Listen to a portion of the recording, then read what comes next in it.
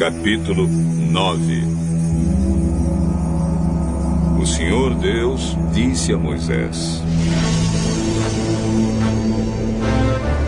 Vá falar com o rei e diga que o Senhor, o Deus dos Hebreus, diz o seguinte: Deixe que o meu povo saia do país a fim de me adorar.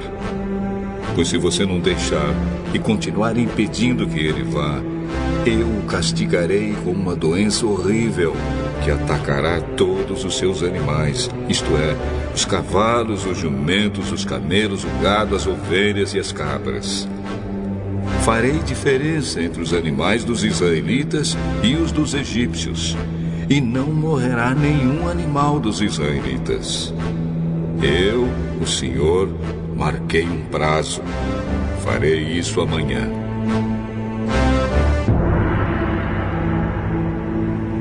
No dia seguinte, o Senhor fez como tinha dito. E todos os animais dos egípcios morreram. Porém, não morreu nenhum dos animais dos israelitas. O rei mandou ver o que havia acontecido e foi informado de que não havia morrido nenhum animal dos israelitas. Apesar disso, o rei continuou teimando e não deixou o povo ir. Então o Senhor Deus disse a Moisés e a Arão: Peguem punhados de cinza de um forno e que Moisés jogue essa cinza para o ar diante do rei do Egito. Ela se espalhará como um pó fino sobre toda a terra do Egito. E em todos os lugares a cinza produzirá tumores, que se abrirão em úlceras nas pessoas e nos animais. Assim Moisés e Arão pegaram cinza e ficaram de pé na frente do rei. Moisés jogou a cinza para cima. E ela produziu tumores, que viraram úlceras nas pessoas e nos animais. Os mágicos não puderam aparecer diante de Moisés, porque eles e todos os outros egípcios estavam cobertos de tumores. Porém, o Senhor Deus fez com que o rei continuasse teimando.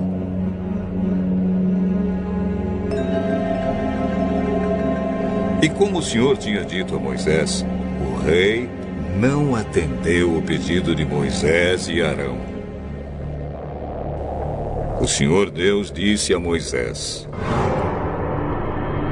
Amanhã cedo, vá se encontrar com o rei e diga-lhe que o Senhor, o Deus dos Hebreus, diz o seguinte: Deixe que o meu povo saia do país a fim de me adorar. Pois desta vez eu vou fazer todas as minhas pragas caírem sobre você, sobre os seus funcionários e sobre o seu povo, para que você fique sabendo que em todo o mundo não há ninguém como eu. Se eu tivesse atacado você e o seu povo com doenças, você já teria sido completamente destruído. Mas estou deixando que você viva para mostrar a você o meu poder e para fazer com que o meu nome seja conhecido no mundo inteiro. Você ainda continua orgulhoso e não quer deixar o meu povo ir.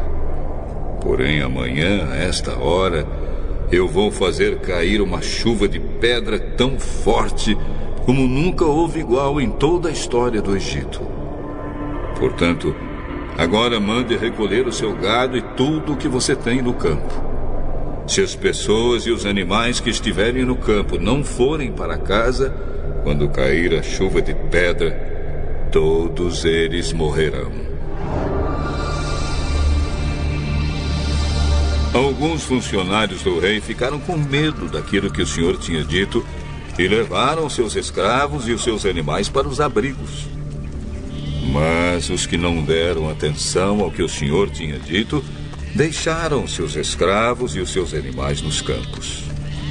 Então o Senhor Deus disse a Moisés: Levante a mão para o céu, e cairá chuva de pedra em toda a terra do Egito. Cairá sobre o povo, sobre os animais e sobre todas as plantas do campo. Moisés levantou o bastão para o céu.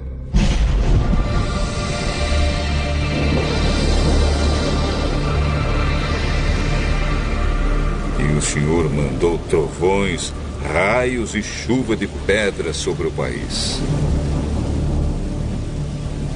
Ele fez cair uma pesada chuva de pedra sobre todo o Egito, e a chuva e os raios caíram sem parar. Essa foi a pior tempestade que o Egito já teve em toda a sua história.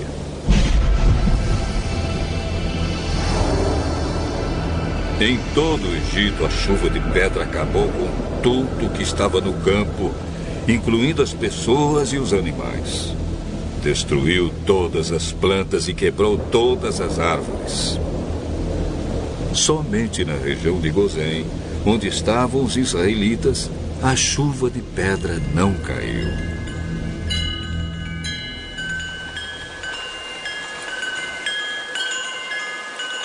Então o rei mandou chamar Moisés e Arão e disse: Desta vez eu pequei. O Senhor Deus é justo. Eu e o meu povo somos culpados. Orem ao Senhor. Chega de trovões e de chuva de pedra. Eu os deixarei ir. Vocês não precisam esperar mais. Moisés respondeu: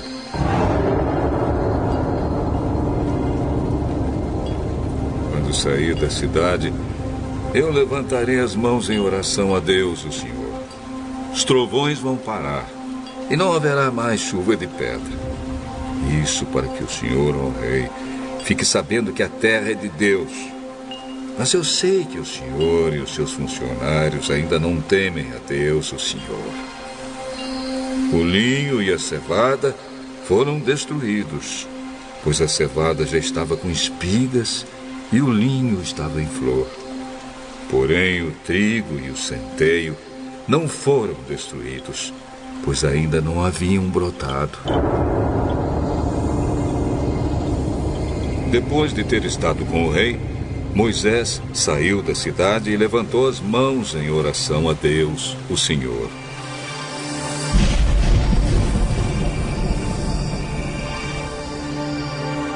Aí os trovões, a chuva e a chuva de pedra pararam. Porém, quando o rei viu que tinha parado de chover e que não trovejava mais, nem caía chuva de pedra, ele tornou a pecar. Ele e os seus funcionários continuaram teimando. E como o Senhor tinha dito por meio de Moisés, o rei não deixou que os israelitas fossem embora.